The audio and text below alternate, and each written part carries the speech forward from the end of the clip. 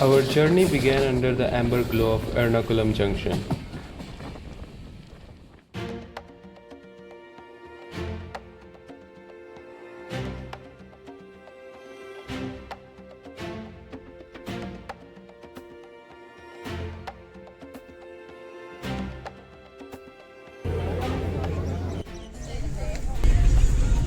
The Kochi water metro system is a one-of-its-kind system in the world. It connects the mainland Kochi with various islands present around. Many tourists take these boats in order to enjoy a ride across the backwaters of Kochi and also reach various locations with ease and convenience. This system uses electrically hybrid boats and it is completely eco-friendly. So we'll be going to our location, Aspinwall Hall, through this route.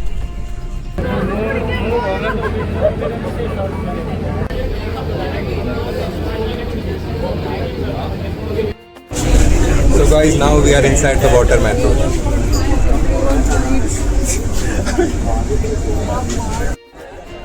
At a student fare of just rupees 100, we glided past the industrial giants of the Vallarpadam terminal and the timeless silhouettes of the traditional ferries which surrounded us. It wasn't just a commute, it was a front row seat to the intricate network of lagoons that have defined Kochi's trade history for centuries. Standing as timeless sentinels along the Fort Kochi waterfront, the Chinawala or Chinese fishing nets are massive land-bound shore installations believed to have been introduced by the Chinese traders in the 14th century. These iconic structures operate on an elegant cantilevered system where a team of 4 to 5 fishers lower the nets into the sea and haul them back up using heavy wooden poles, ropes, and large boulders that function as counterweights. Beyond their traditional role in catching local fish, their striking silhouettes against the coastal horizon have transformed them into a defining symbol of Kochi's visual identity, especially at the sunset.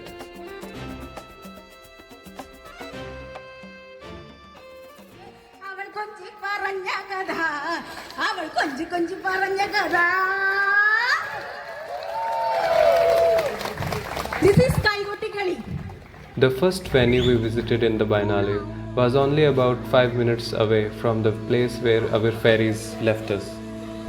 As we stepped into the salt-aired corridors of Aspinwall House, the very theme of the Biennale, for the time being, seemed to vibrate through the floorboards.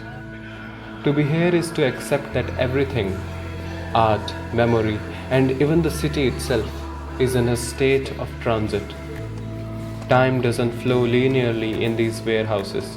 It settles in heavy, humid layers, much like the moss on the harbor walls. You realize that these works aren't just exhibits. They are temporary inhabitants, guests in a space where history and imagination have decided to coexist for a brief interval.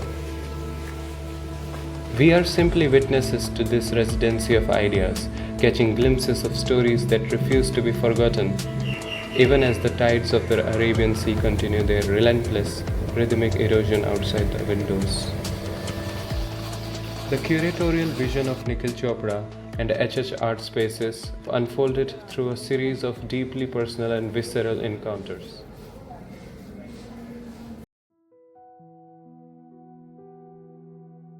In the Aspinwall House, Adrian Villar-Rogers anchors the theme of entropy with his Renascimento series. Half-open, obsolete refrigerators repurposed as vitrines where rotting organic matter and cultural artifacts dialogue with Kochi's corrosive tropical climate.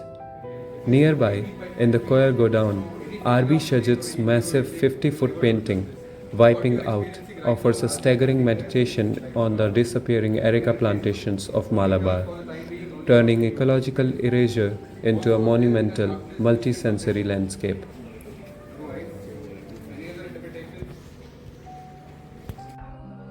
Bhasha Chakrabarti's paintings depict weavers at work, capturing the repetitive labor and focus involved in textile production. This theme continues in her installation, Diasporic Transcriptions, where quilts made from family clothing hang within the gallery. These works use fabric and indigo to link ancestral memories with contemporary craft, mapping out a personal history of migration and domesticity.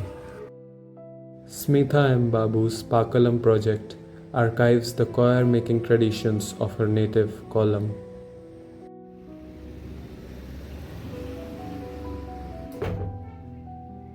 At the KM building, Lakshmi Madhavan's Looming Bodies uses photographic installation to enmesh the anatomy of Balarampuram weavers with their looms, reclaiming the Kasavu textile as a site of historical weight and bodily resistance.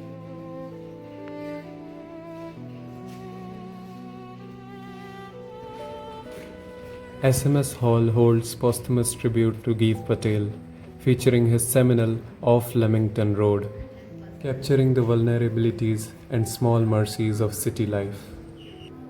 In the same vein of collective observation, Nityan Unnikrishnan's All of Us presents a surreal four-panel disaster poem of crowded rooms, where figures find joy amidst decay.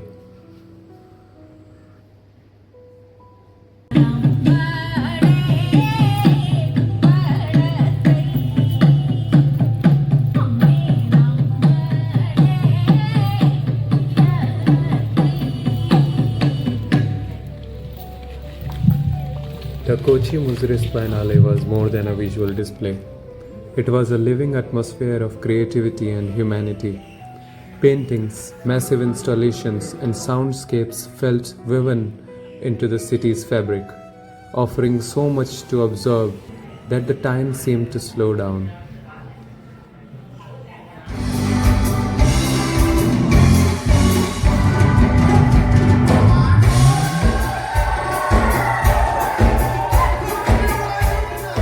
One evening, we caught a concert by Ziskatan. Though we couldn't understand their reunion Creole lyrics, the room pulsed with energy.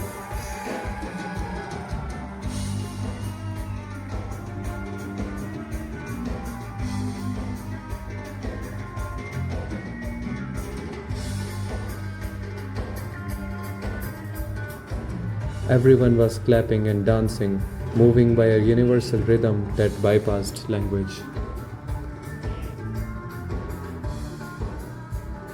Between venues, we explored the Jew town on bicycles that we had rented just for 50 rupees each. The streets were a colorful canvas of heritage, lined with antique shops and souvenir stores, leading us eventually to the gates of the Pardesi synagogue.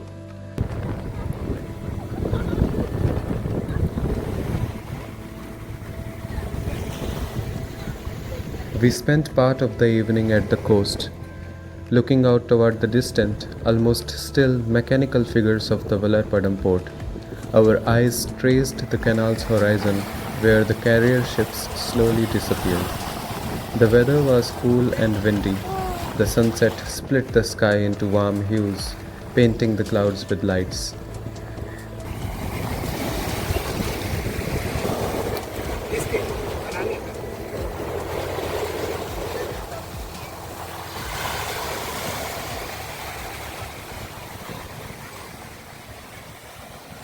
Behind us, a diverse crowd walked the footpaths, browsing pathside curiosities like pani puri, chai, stylish kites, caricature stalls, and trinklets made of seashells.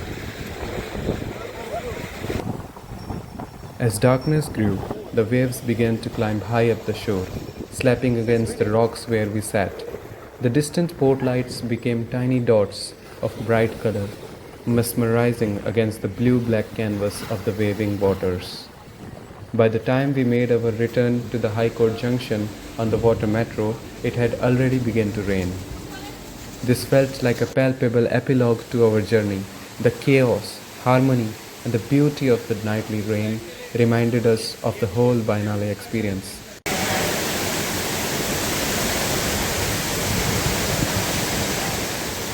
A joy for the moment, for the time being. Oh my god, it's raining.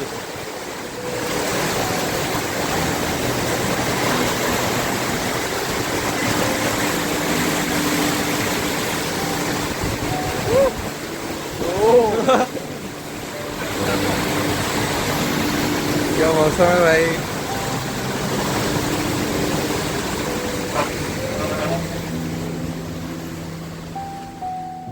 We returned by train the next day, March 29th, on the Jan Shatabdi Express.